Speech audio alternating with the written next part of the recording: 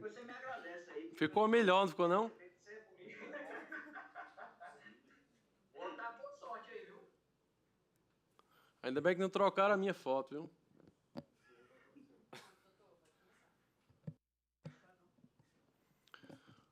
Boa tarde a todas e a todos.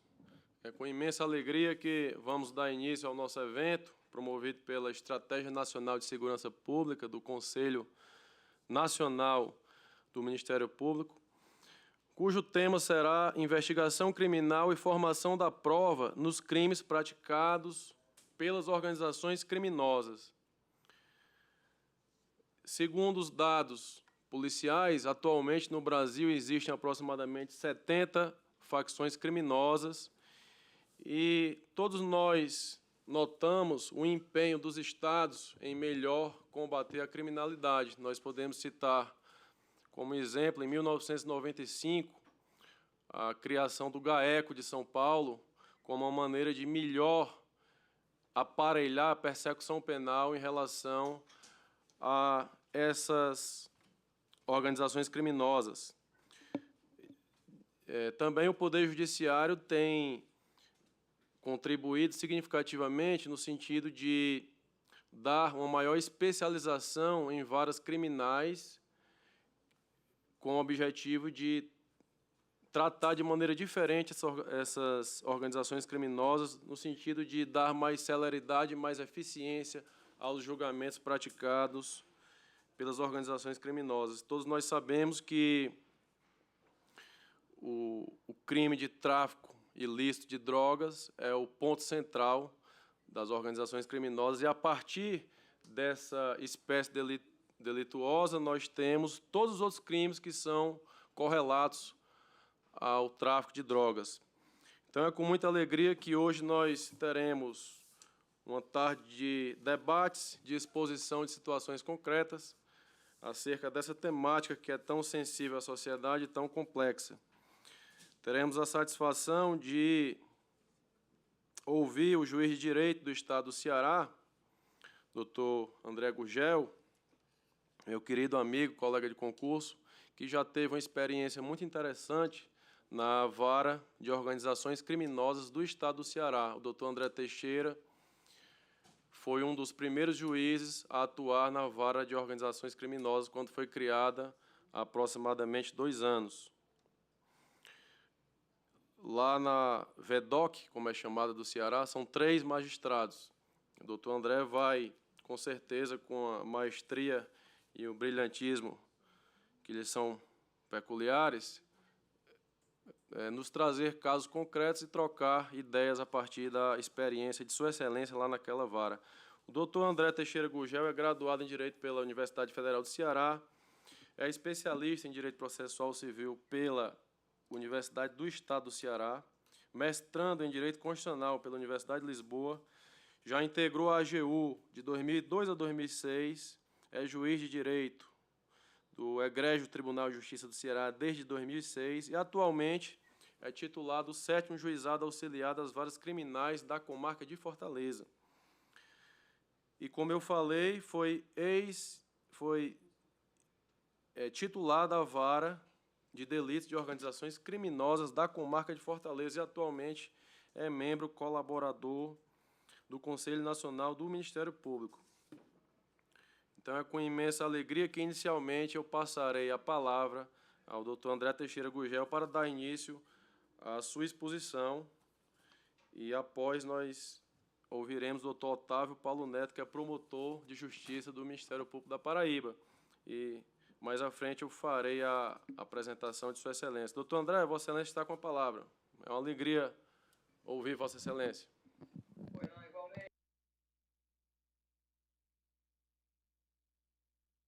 Perfeitamente.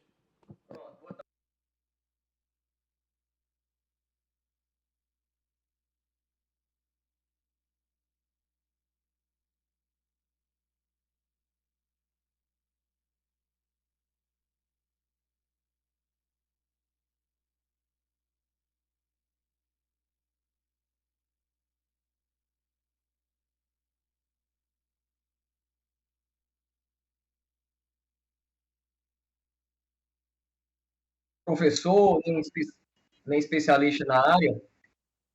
Tá dando um eco aqui agora. Como eu não sou professor e especialista na área, e também não tenho pretensão de dar aula aqui, principalmente para um público tão selecionado, eu apenas escolhi alguns temas para lançar o debate, temas esses que foram por mim selecionados diante da realidade que eu vivenciei na vara de delitos, como o doutor Luciano já disse, de organizações criminosas da comarca de Fortaleza, já que o meu conhecimento na área específica se deve exclusivamente por conta dessa circunstância, de modo que eu só poderia me atrever a falar sobre tais temas. Apenas para contextualizar essa realidade que falei, e como eu sei que nem todo estado conta com uma vara especializada do crime organizado, a vara de delitos de organizações criminosas da comarca de Fortaleza, ela foi criada por volta de novembro, setembro, o funcionamento dela é de 2018, e ela tem competência em todo o estado do Ceará. Na época da sua criação, eu estava afastado cursando mestrado, mas regressei em 2019. Desde então, passei a atuar como um dos titulares da vara de delitos de organizações criminosas até janeiro desse ano. Permaneci lá ainda em respondência, depois de ter sido removido até maio último, até mês passado, quando da chegada do novo titular. A vara de delitos de organizações criminosas da comarca de Fortaleza ela é composta por um colegiado de 3 magistrados de entrância final, e os 3 magistrados devem assinar todas as decisões e sentenças em conjunto. Então, dito isso, e sem maior demora, eu passo a análise de alguns temas que eu selecionei para debater com os colegas. O primeiro tema que eu escolhi trazer, referente à questão da prova do delito de organização criminosa, que era sempre muito presente na vara de delitos de organizações criminosas da comarca de Fortaleza, é a questão do acesso ao conteúdo de aparelhos celulares. Era uma prova que, em 90% dos nossos casos, ou tinha ou faltava essa prova que deveria ter, vamos dizer assim, para a prova dos delitos de organização. Inicialmente, deve ser dito, claro, o primeiro aspecto a ser observado, que esse acesso ao conteúdo, aos dados de aparelhos celulares apreendidos, deve ser feito mediante prévia autorização judicial, em razão do normal, assim, em regra, do sigilo telemático normalmente aplicável às hipóteses, né, que deve ser afastado mediante, né, reserva de jurisdição. Apesar dessa, assim, deve ser feito só, assim, também uma pequena distinção com a questão do sigilo das comunicações telefônicas, que se trata de coisas distintas, né, recebe proteção jurídica distinta, né, a Lei 9.296 de 96, que trata de interceptação telefônica, ela não protege especificamente o registro dos dados telefônicos em si, são situações diferentes, mas, apesar de feita essa diferenciação, deve ser sempre dito que faz-se necessário para consulta de fotos, de vídeos, de mensagens constantes de aplicativos, como o WhatsApp e conversa, necessita da prévia autorização judicial. Ausente essa autorização judicial, a prova, assim obtida diretamente pela polícia, é uma prova ilícita, né? Com a primeira exceção, que é a que eu trarei aqui, que é a questão do consentimento do acusado. Já era assente, é pacífico na jurisprudência, várias decisões do STJ, que, em havendo o consentimento do acusado para o acesso pela autoridade policial do conteúdo dos registros dos dados telefônicos, essa prova seria considerada válida. A questão aí, que aí é o que eu trago para debate, que era o que complicava mais, é a questão da prova desse consentimento do acusado para que a polícia acessasse diretamente o conteúdo do seu celular. Né? Normalmente, o que havia nos processos que chegavam na VEDOC era a palavra dos policiais, né, que diziam que naquele momento tinham acessado o conteúdo do aparelho do acusado mediante o consentimento do mesmo, e o réu, invariavelmente, também orientado, claro, pela defesa técnica, dizia que não havia dado esse consentimento, ou falava que havia sido torturado, ameaçado, coisa que o valha. Então, a prova sempre ficava na palavra dos policiais contra a palavra do réu. E sobre esse aspecto, e aí é que eu queria trazer essa consideração, penso que o entendimento que foi recém-fixado pelo Superior Tribunal de Justiça com relação à questão do consentimento do acusado para ingresso na residência sem mandado judicial, penso que, mutatis mutandis, a situação é exatamente a mesma. Né? Normalmente, invariavelmente, também nessa situação que foi tratada pelo STJ, havia a palavra dos policiais que diziam que o acusado havia consentido, havia permitido a entrada dos policiais em sua residência, contra a palavra do réu, que dizia que não havia dado esse consentimento ou que esse consentimento não teria sido dado de forma livre. Né? Como eu já disse, penso que esse entendimento que foi adotado pelo STJ, aqui cito inicialmente pela 6ª turma, no habeas corpus 598051 de São Paulo, cujo relator foi o ministro Rogério Schietti Cruz, foi julgado agora recente, em 2 de março de 2021, ele deve ser aplicado ao presente caso. Eu trago aqui, vejamos o que foi decidido, eu trago apenas o que interessa ao caso, que é a questão da prova do consentimento, e aqui eu leio apenas pequenos trechos da decisão para ilustrar os colegas. Autorização judicial para busca domiciliar, mediante mandado, é o caminho mais acertado a tomar, de sorte a se evitarem situações que possam, a depender das circunstâncias, comprometer a licitude da prova e, por sua vez, ensejar possível responsabilização administrativa, civil e penal do agente da segurança pública autor da ilegalidade, além, é claro, da anulação a miúde irreversível de todo o processo em prejuízo da sociedade. Ante a ausência de normatização que oriente e regule o ingresso em domicílio alheio, nas hipóteses excepcionais previstas no texto maior, há de se aceitar com muita reserva a usual afirmação, como ocorreu no caso ora em julgamento, e como normalmente ocorria nos casos da VEDOC de acesso ao conteúdo do celular, de que o morador anuiu livremente ao ingresso dos policiais para a busca domiciliar, máximo quando a diligência não é acompanhada de documentação que a imunize contra suspeitas e dúvidas sobre a sua ilegalidade. Por isso, avulta de importância que, além da documentação escrita da diligência policial, um relatório circunstanciado, seja ela totalmente registrada em vídeo e áudio, de maneira a não deixar dúvidas quanto à legalidade da ação estatal como um todo.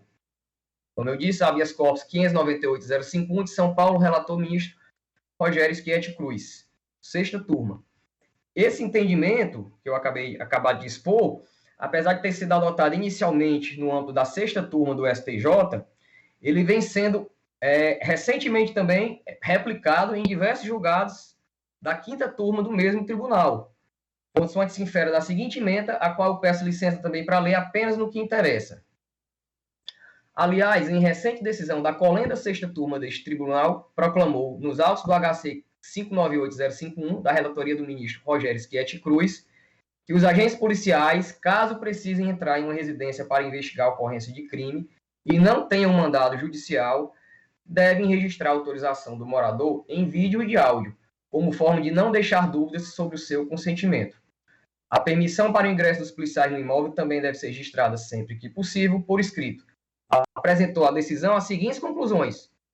Na hipótese de suspeita de crime em flagrante, exige-se em termos de estándar probatório para ingresso no domicílio do suspeito sem mandado judicial a existência de fundadas razões, justa causa, aferidas de modo objetivo e devidamente justificadas, de maneira a indicar que dentro da casa ocorre situação de flagrante delito. O consentimento do morador para validar o ingresso de agentes estatais em sua casa e a busca e apreensão de objetos relacionados ao crime precisa ser voluntário e livre de qualquer tipo de constrangimento.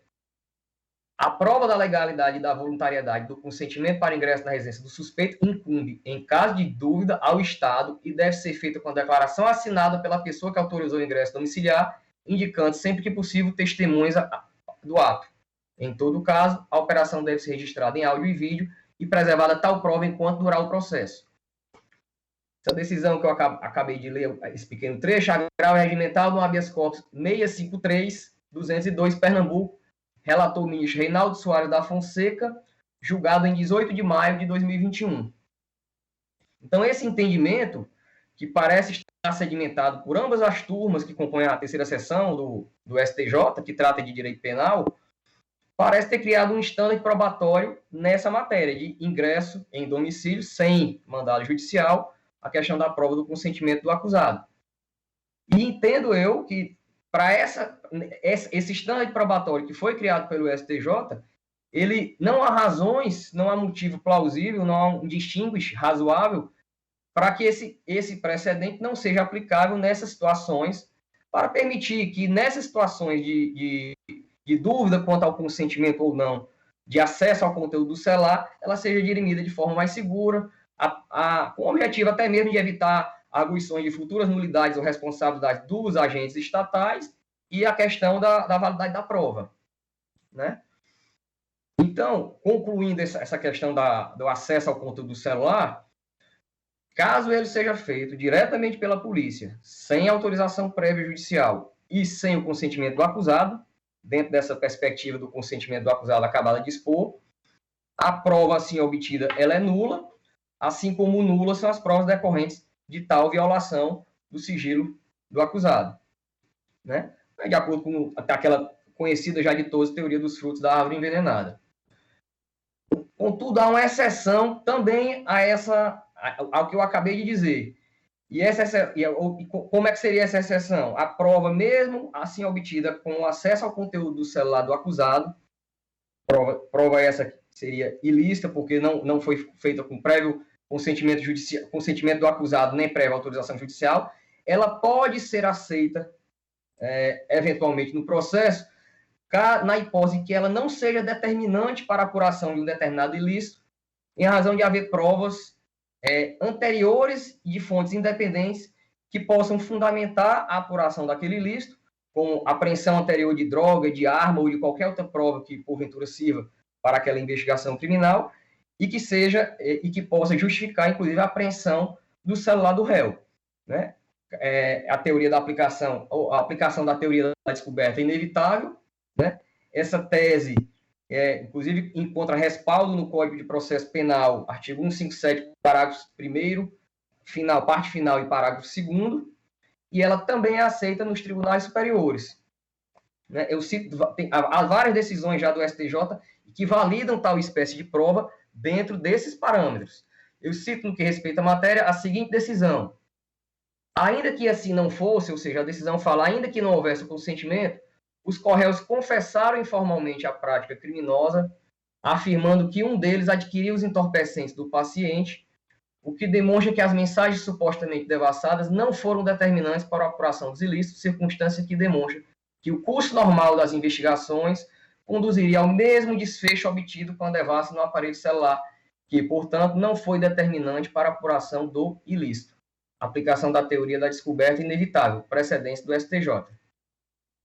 A apreensão do celular dos correios levou a autoridade policial a requerer judicialmente o afastamento do sigilo dos dados neles contidos, o que foi deferido, pedido típico e comum em caso análise, o que demonstra que se está diante de provas autônomas, nos termos dos parágrafos 1º e 2º do artigo 157 do Código de Processo Penal, doutrina precedentes. STJ, agravo regimental no habeas corpus 521 do 228, relator o ministro Jorge Mussi, julgado em 3 de dezembro de 2019.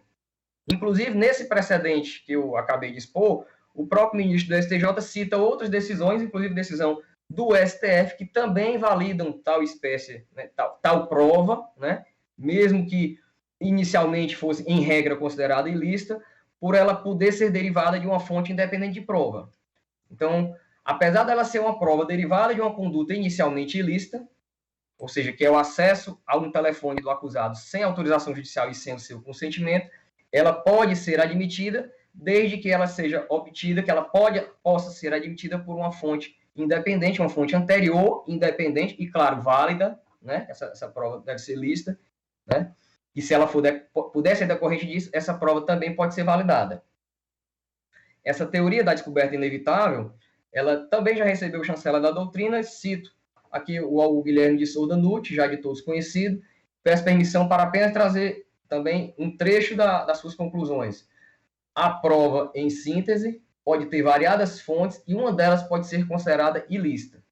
Ora, comprovada a existência de uma outra fonte independente ou outras fontes separadas, nada impede que se acolha a prova como lícita no processo.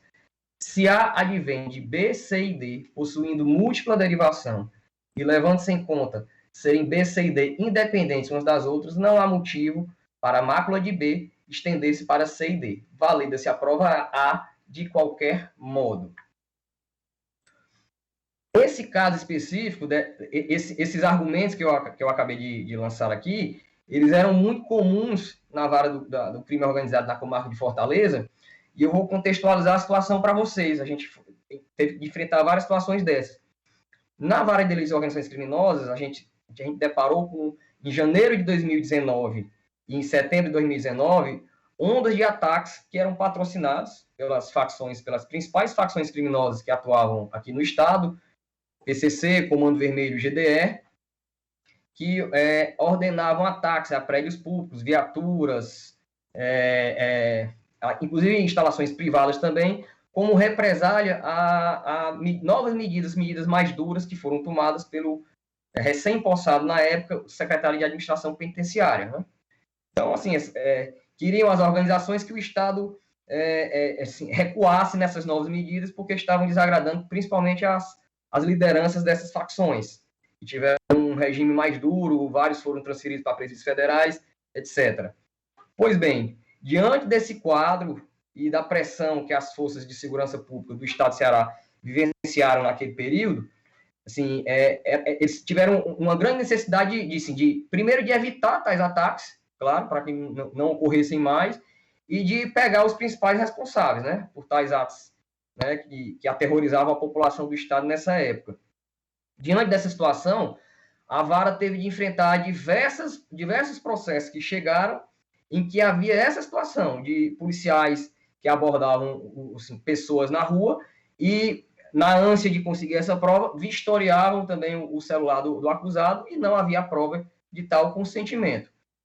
Diante dessa situação, assim, deve-se examinar inicialmente as duas situações que são bem distintas. Né? Havia situações em que os policiais eles abordavam suspeitos, aí eu coloco suspeitos, inclusive entre aspas, na rua, e com tais suspeitos nada era encontrado de ilícito, assim, não era encontrado droga, arma ou explosivo ou qualquer outro objeto que pudesse ser usado como prova para o crime de organização ou delito de explosão, o que quer que seja. Ainda assim, os policiais pegavam o celular desses suspeitos, vistoriavam esses aparelhos e, eventualmente, encontravam mensagens, fotos desses suspeitos que com envolvimento da questão de esconder explosivos, drogas, armas, iam lá no local e apreendiam tais substâncias. Quando chegava o processo na vara, realmente, neste caso específico, a prova decorrente da vistoria do celular indevida era uma prova ilícita e ilícitas eram as demais provas decorrentes dessas apreensões, porque elas foram decorrentes exclusivamente dessa conduta ilícita dos policiais. Então, a prova era invalidada e, nesses casos, o processo era fadado ao fracasso. Na segunda hipótese, diferente dessa que eu acabei de falar, os policiais abordavam alguns elementos na rua por questão de denúncia anônima e, com esses elementos, os policiais conseguiam encontrar alguma coisa já anterior. Droga, arma, explosivo. Eu lembro de um caso, inclusive um caso concreto realmente que nós nos deparamos, em que o suspeito foi apanhado pela polícia com panfletos, né, assim, assinados, entre aspas, pelo crime organizado, determinando o fechamento de comércio, de estabelecimentos, toque de recolher a população. E, quando ele foi apanhado, donos de estabelecimentos relataram à polícia que era aquele sujeito que estava distribuindo esses panfletos e ameaçando os donos dos comércios para que fechassem as portas. O próprio acusado teria confessado que participava da organização, inclusive dando detalhes que não são comuns, caso a confissão realmente não tenha ocorrido. Questão de nome do padrinho, a data do batismo, o local de atuação, a área em que ele atuava, né? E, inclusive havia, eu não me lembro agora qual era a outra prova, mas foi encontrada outra prova com ele. E a polícia, depois disso aí, com tudo isso, que apreendeu o celular do acusado e, antes da autorização judicial, vistoriou o celular do réu e encontrou mensagens que realmente comprovavam ainda mais a sua participação na organização. Pois bem, neste caso, né, as defesas, claro, sempre argumentavam a questão da nulidade dessa prova, em razão de não ter sido franqueado autorização, e nem ter sido dada a autorização judicial prévia com relação ao acesso a esse celular, mas neste caso essa prova ela pode ser aproveitada. Por quê? Porque o fato que foi objeto desta prova ilícita, ele seria conseguido por uma fonte independente e lista de prova. Quais sejam aquelas provas que foram conseguidas antes da invasão do celular, questão da droga, do panfleto, a confissão do acusado, as testemunhas que falaram que era ele que estava distribuindo e ameaçando a população. iria resultar inevitavelmente na apreensão do celular do acusado. O celular dele apreendido foi quando o Ministério Público denunciou, solicitou o acesso ao conteúdo, foi feito o relatório de extração e foi juntado aos autos. Então, é um pedido típico desse lado, foi concedido judicialmente e a prova foi validada. Então, assim, neste caso, era essa a situação que nós queríamos distinguir e que nós realmente nos deparamos muito, principalmente por conta desses ataques, e houve muitos casos desses na VEDOC no ano de 2019, que depois aportaram durante o decorrer do ano de 2020. Pois bem, ainda com relação a essa prova do acesso ao conteúdo no celular, eu entendo que outro aspecto que merece ser destacado aqui, que eu gostaria de compartilhar com os colegas. Normalmente, uma vez produzida essa prova, vamos agora considerar que essa prova foi produzida de forma válida, com autorização judicial, né, após um flagrante ou após uma medida, uma autorização judicial para acesso e extração dos conteúdos. Normalmente, o que é que vinha ao processo? O Ministério Público ou a própria polícia juntava aos autos um relatório de extração de dados em que contava, em que dizia quais eram as provas que foram conseguidas naquele aparelho celular e que interessavam a prova, né, que interessavam a demonstração do delito de organização criminosa. Pois bem, por vezes, além desse relatório, acompanhando esse relatório, o órgão da acusação juntava também uma mídia, um HD externo, um pendrive, alguma coisa que o valha, com os arquivos que foram extraídos daquele celular, com autorização, e que embasaram aquele relatório que foi feito pela polícia. Isso era o que acontecia na maioria dos casos. E aí não havia muito o que se contestar por parte da defesa.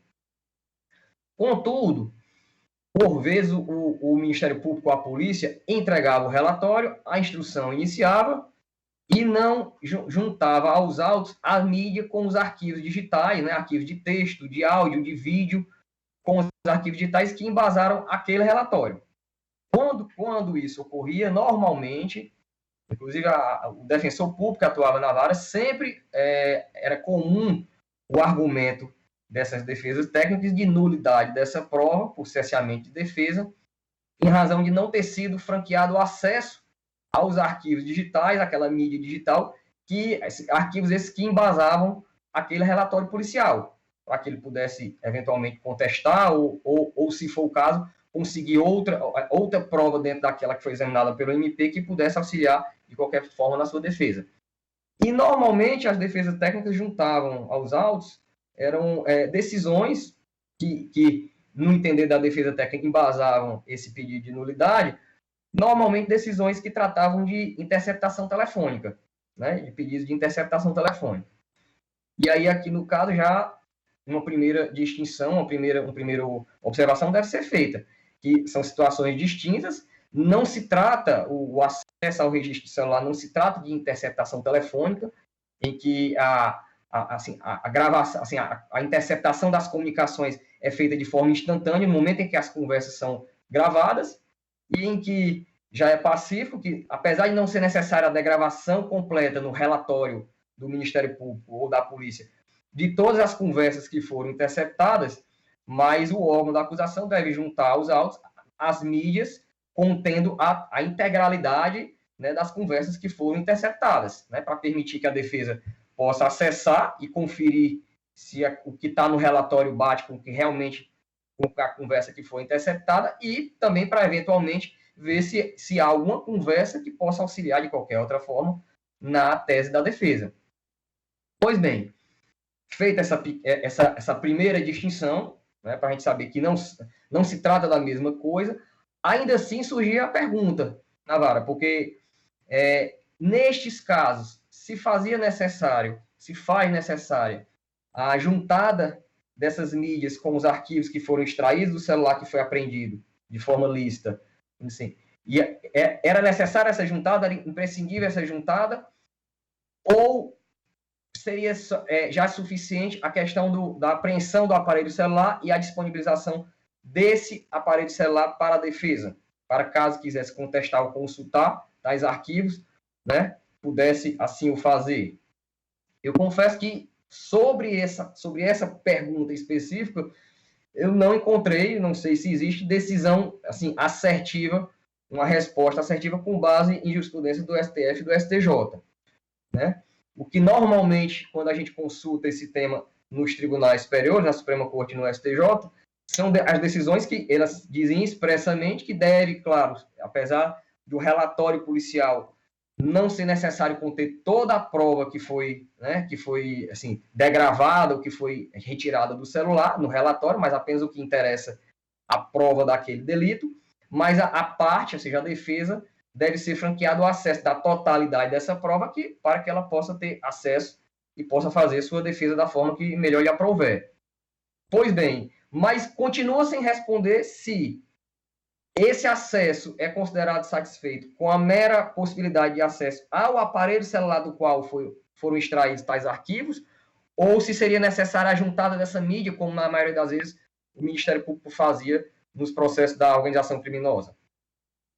Traga conhecimento dos colegas a decisão que mais se aproxima que eu encontrei do tema. Peço licença também para lê-la um pequeno trecho. Organização criminosa, diligências de busca e apreensão, cerceamento de defesa, negativa de acesso à totalidade dos materiais localizados, nulidade configurada, recurso provido.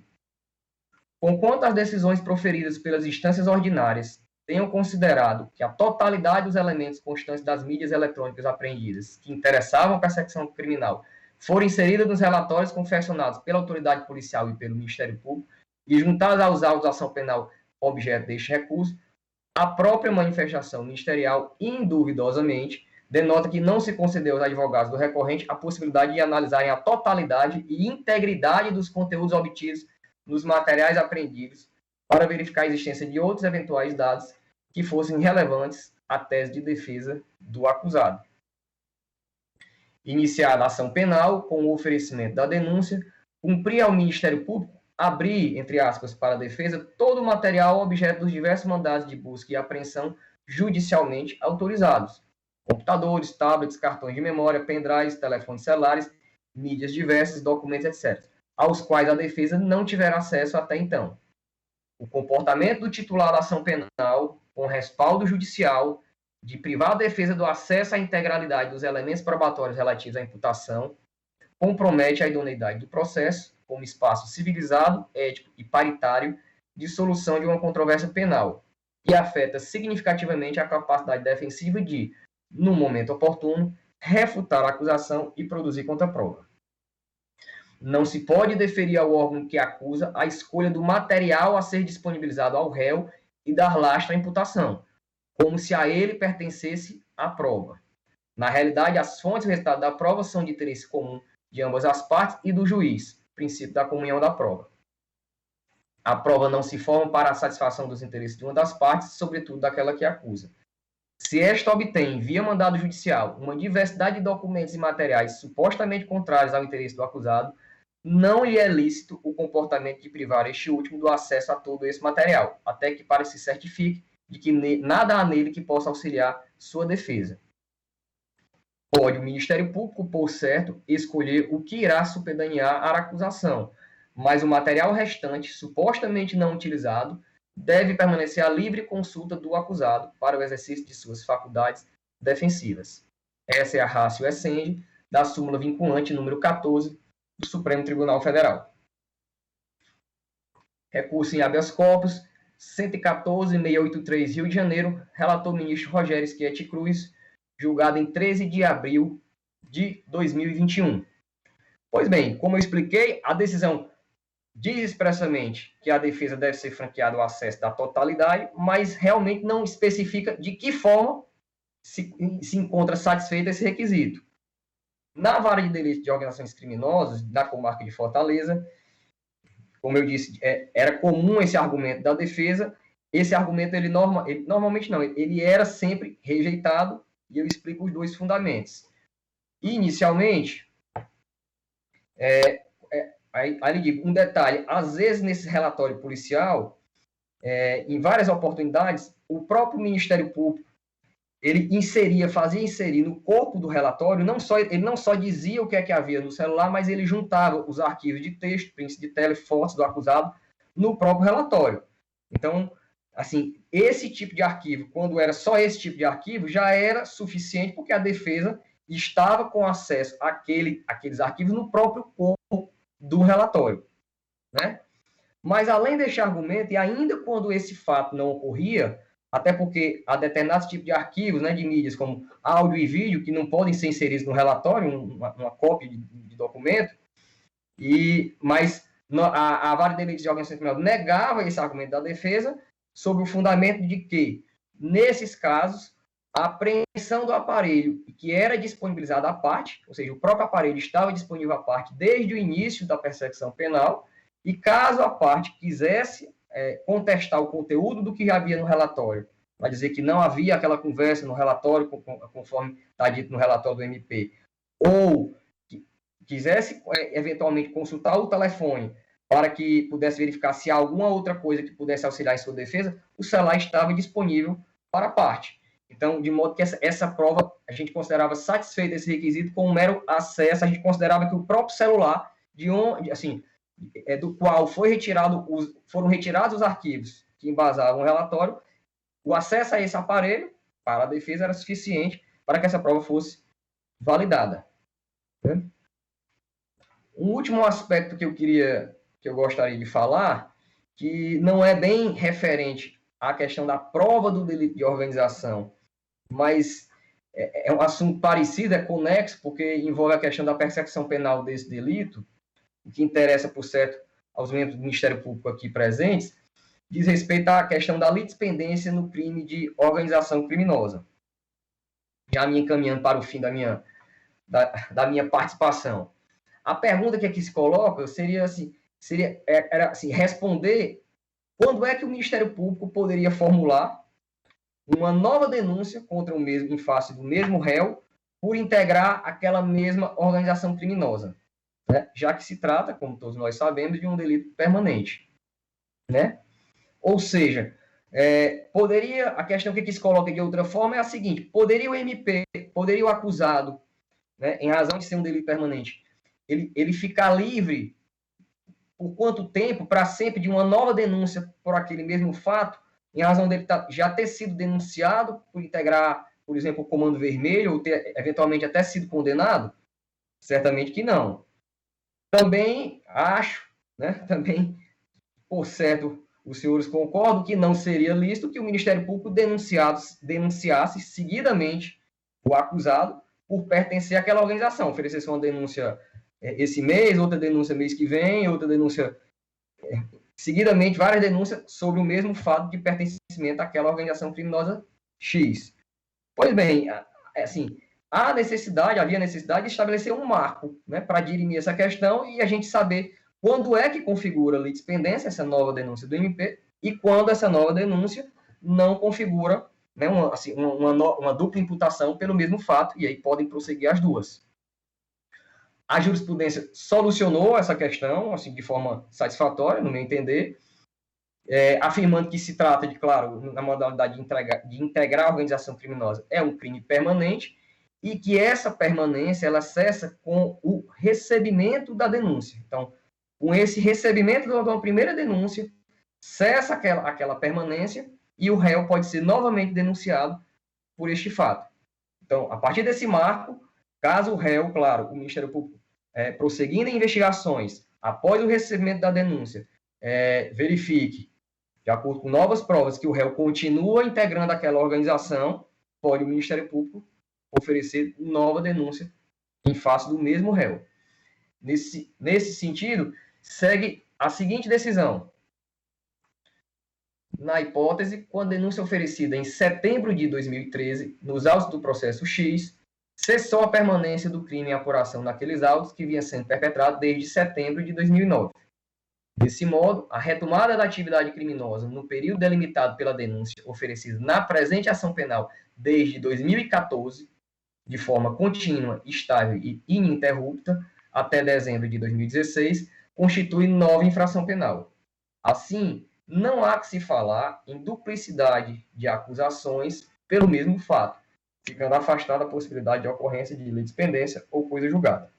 Em casos semelhantes, esta Corte entende que o recebimento da denúncia cessa a permanência, possibilitando que o agente seja novamente denunciado se persistir na mesma atividade criminosa. sem que isso configure dupla imputação pelo mesmo fato.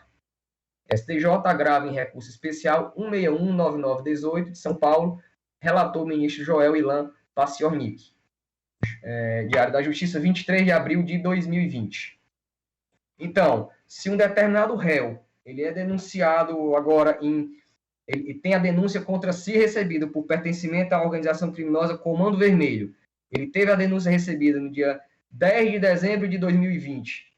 Se ele persistir integrando esta organização, o Ministério Público, com base em novas provas referentes a fatos ocorridos depois de 10 de dezembro de 2020, ele pode ser novamente denunciado por integrar o Comando Vermelho, sem que isso configure litispendência. Esse foi o marco que foi, segundo as decisões dos tribunais superiores, que deve ser aplicado. Em caso de litispendência, ou seja, em caso em que esse marco não é obedecido pelo órgão da acusação, a jurisprudência adotou 2 critérios para solucionar. Primeiro é a questão da permanece a acusação mais ampla, ou seja, que tem base em uma investigação mais profunda, se os fatos não forem exatamente idênticos. O segundo critério, em caso de fatos absolutamente idênticos, deve ser extinto o processo mais novo, ou seja, aquele que teve a denúncia recebida posteriormente. Essa decisão foi sufragada pelo Supremo, esse entendimento pelo Supremo Tribunal Federal. Cito rapidamente: critério para solucionar a litispendência. Uma rápida análise da jurisprudência do Supremo Tribunal Federal revela que 2 têm sido os critérios para solucionar as hipóteses envolvendo o tema da litispendência. De um lado, o critério cronológico da instauração das litis penais que versem fatos idênticos, segundo o qual deve ser trancado o processo crime mais novo. De outro, o critério da extensão dos fatos, quando as ações penais discutirem fatos apenas parcialmente coincidentes, em que deve ser mantida a ação penal em que apurados os fatos mais abrangentes. STF, recurso em habeas corpus 117462, relator para o acordo do ministro Roberto Barroso, julgado em 17 de novembro de 2015. Sobre esse assunto, a doutrina e a jurisprudência não divergem muito, e no sentido de que a lei considera-se instaurada a lide penal, não com o oferecimento da denúncia, mas com o seu recebimento.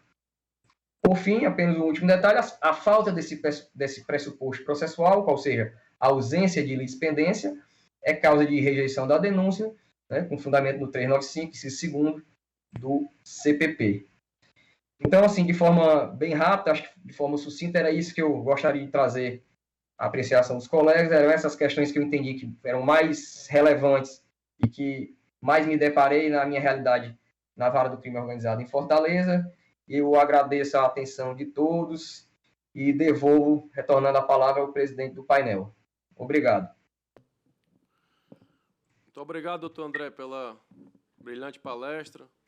Fez uma exposição a partir de situações concretas, que é o que realmente nós precisamos para que possamos refletir. O termômetro para que saibamos se a palestra está interessante é o número de perguntas que são formuladas. Então, quanto melhor a exposição, mais perguntas são feitas. Chegaram várias perguntas aqui dos ilustres promotores e operadores do direito que nos dão a honra de assistir à exposição. Talvez eu faria 2 perguntas a Vossa Excelência, que eu considero pertinente, mas, se houver tempo, pode ser que façamos mais perguntas.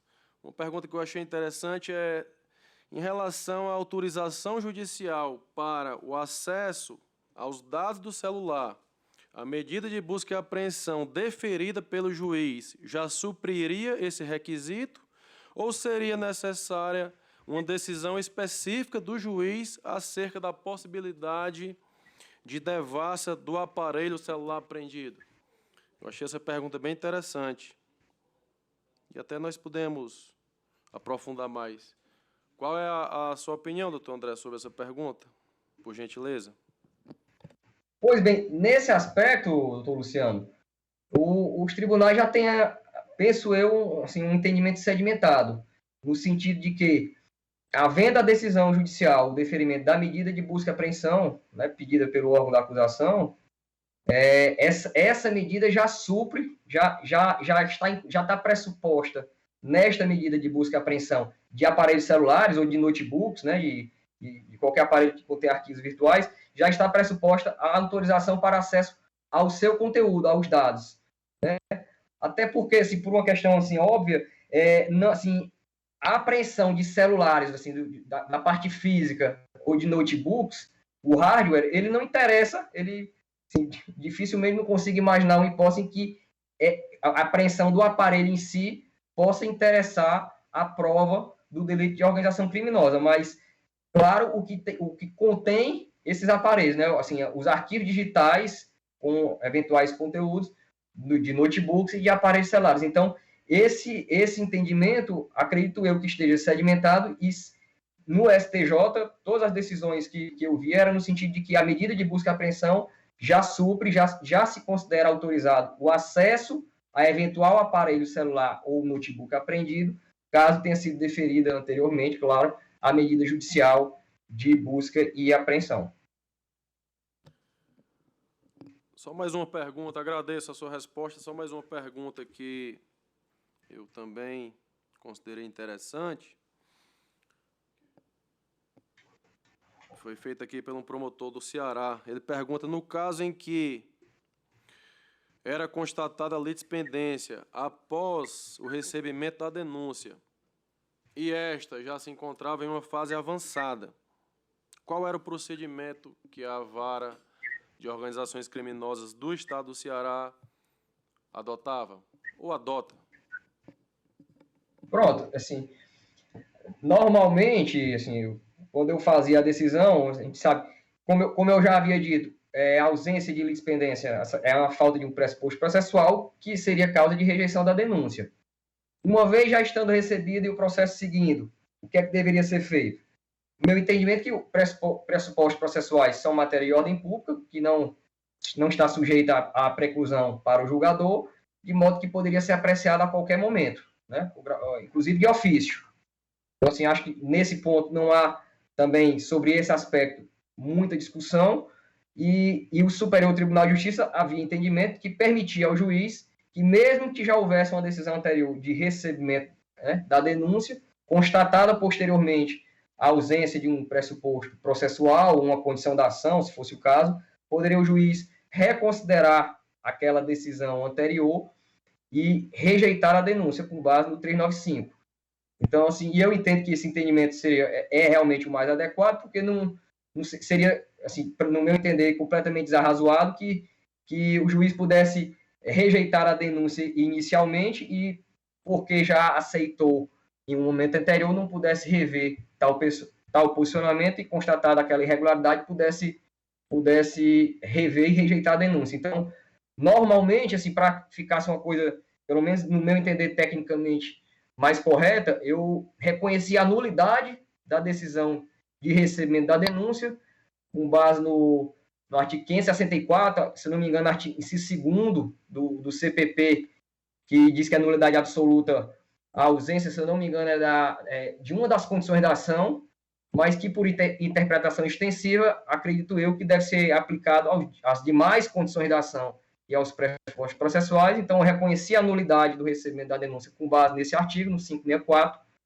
e, posteriormente, uma vez reconhecida a nulidade do recebimento, rejeitava a denúncia por ausência desse pressuposto processual negativo, né, que é a ausência de litispendência. Então, a decisão era nesse sentido. Agradeço, doutor André, as suas respostas às perguntas. Considerando o tempo, eu irei, por hora, agradecer a Vossa Excelência mais uma vez a participação, pela brilhante exposição que nos foi feita. E,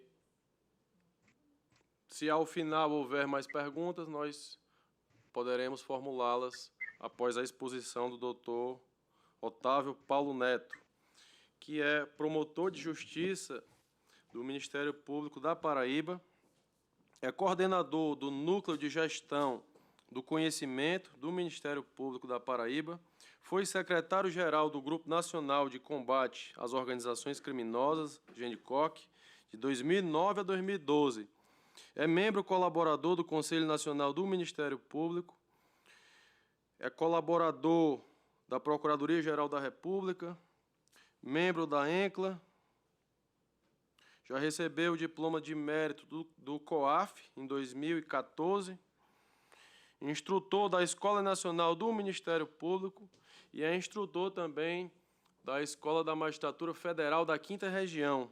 Tem MBA em Gestão, Liderança e Inovação pela PUC do Rio Grande do Sul.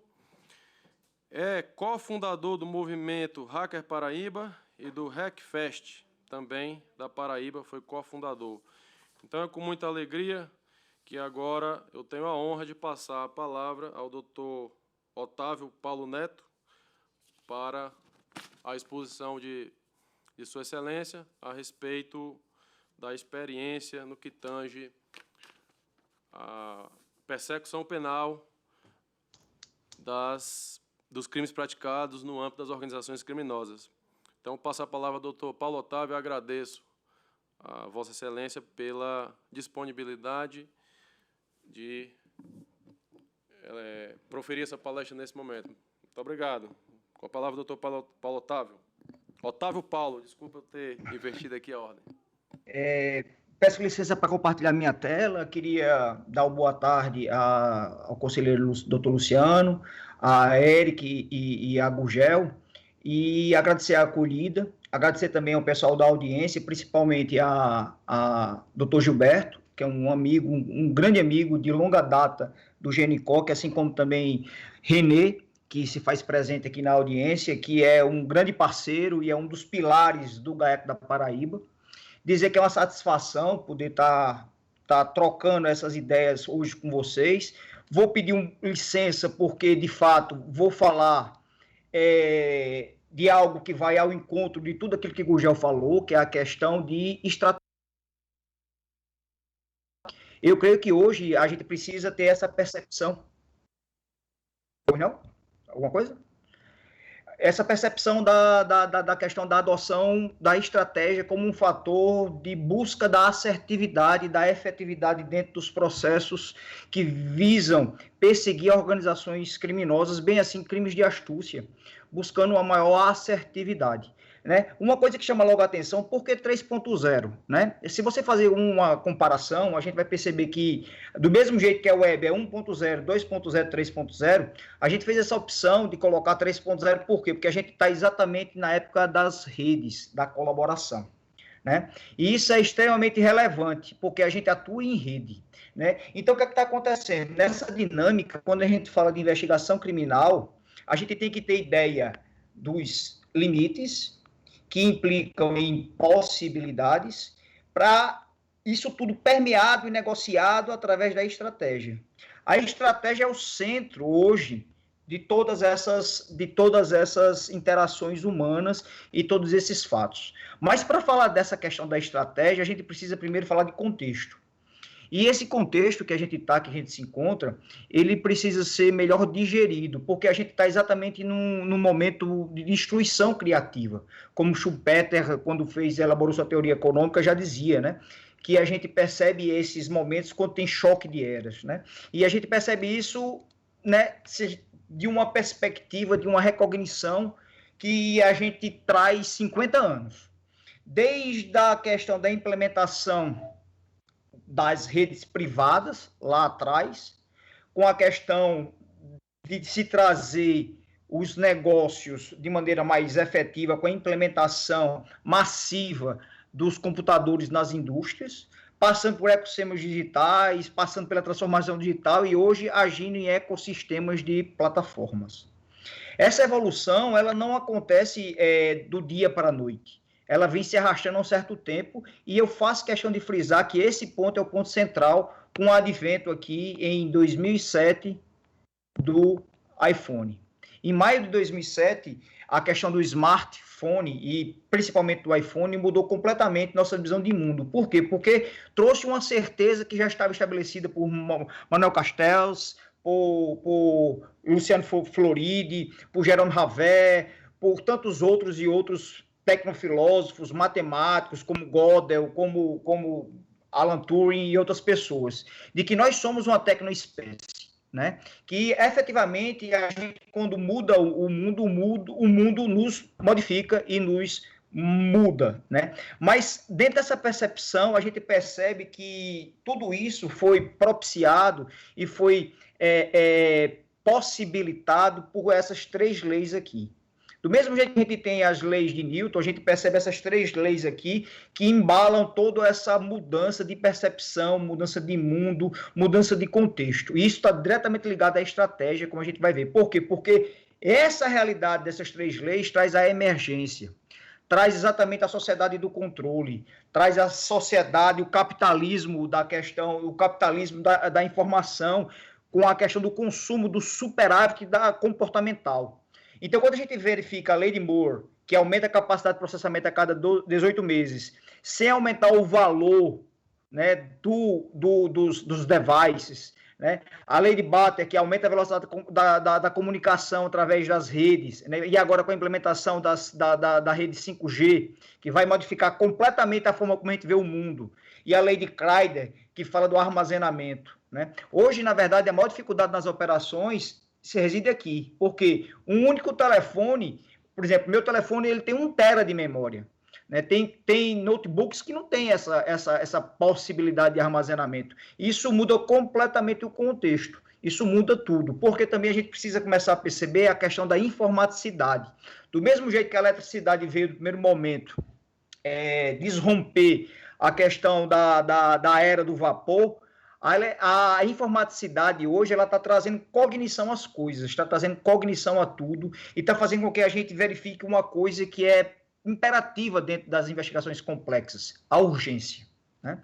Então, o que é que está acontecendo? A gente precisa entender exatamente isso, que os dados, nesse contexto, eles nunca dormem. Tanto é que Luciano Floridi, ele teoriza que estamos construindo uma infosfera, onde tudo, na verdade, tudo, na verdade, nesse contexto, ele interage, ele consome uns aos outros. A gente está vivendo, como Friedman dizia, um mundo plano, mas é plano no sentido de quê? De todos terem as suas mãos, através dos devices, dos smartphones e das plataformas, acesso a esse poder, que é exatamente obter informações para tomada de decisões mais assertivas e poder interagir na modificação social. Essa infosfera, ela traz consigo uma mudança visceral na forma como a gente enxerga o mundo e como a gente tem que enxergar nossos negócios, porque a gente tem que ter essa percepção. Eu creio que o Ministério Público, a gente já dizia, e eu digo isso com certa frequência, que o Ministério Público hoje se assemelha muito ao Uber. Por quê? Porque a gente vive da confiança. A gente vive exatamente dessa troca com a sociedade, onde a gente precisa ter a percepção que nós somos plataformas, somos meios para a transformação e não um fim em si mesmo. Dentro desse contexto, a gente precisa entender que nós, brasileiros, temos vocação digital. Para vocês terem ideia, esses dados aqui são de 2018, certo? Se a gente for fazer essa nova constatação, a gente vai perceber que mudou visceralmente com a questão da pandemia. Por quê? Porque a gente foi acelerado em pelo menos 10 anos, né? A gente percebe que naquela época de 2018, que 7 entre 10 brasileiros estavam conectados. Hoje eu posso dizer, sem medo de errar, que são 9 entre cada 10, porque a gente tem no Brasil uma coisa interessante, a gente tem mais internet do que esgoto. Isso é uma percepção, né, infelizmente, que assombra, né? 67% da população tem smartphone. Eu já vi alguns dados mais recentes, que a questão do Covid, né, que o pessoal fez um estudo ano passado, eu creio que isso aqui está na faixa de 85%. Certo? E a gente percebe que os brasileiros gastavam em 2018, antes da pandemia, pelo menos 9 horas na internet. E isso aqui muda tudo, viu? Porque isso aqui mostra exatamente nosso hibridismo, que a gente está meio on e off, e isso muda toda a estratégia de como a gente encara o processo.